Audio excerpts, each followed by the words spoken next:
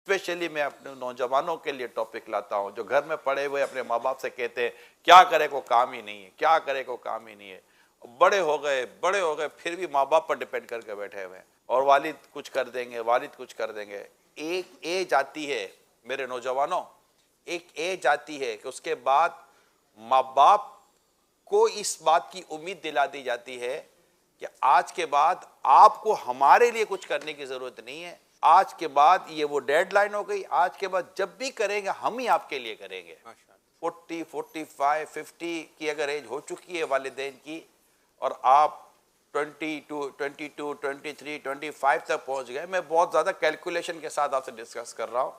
اور in case کیا اگر آپ میرڈ بھی ہو چکے ہیں، شادی شدہ ہو چکے ہیں، تو کائنڈلی اب والدین کو کمفرٹ زون میں لے جائیں، ہاتھ پکڑ کے لے جائیں کہ یہ اب آپ کا کمفرٹ زون ہے، یہ اب آپ آرام دہ ہیں، اب آپ رہیں، دیر از نو اینی ایشو۔ الحمدللہ اب ہم بڑے ہو چکے ہیں، ہم خود ایک فیملی ممبر ہیں، ہم خود ایک میرڈ ہیں، آپ نے ہمارے لیے بہت کچھ کر دیا، پڑھایا لکھایا، ہنر سکھایا، جو کچھ کہ آپ نے کر لیا۔ ناؤ وی آر 25، ہم لوگ ابھی 25 سال کے ہو چکے ہیں، ہمارے بچے ہیں، اب ہم ہیں اور ہمارے والدین ہیں۔ اب کوئی ایسی گھڑی آپ نہیں آئے گی انشاءاللہ کہ آپ پر ہم بوجھ بنیں، انشاءاللہ آپ پر اگر خدا نہ خواستہ کوئی پریشانی آئی تو وہ بوجھ اٹھانے والی آپ کی اولاد ہوگی۔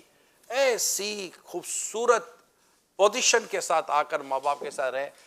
اس کے بعد بھی خدا نہ خواستہ کبھی کچھ ہوگا تو کھڑے آپ کے ساتھ آپ کے ماں باپ ہی ہوں گے، یہ بھی بتا دوں۔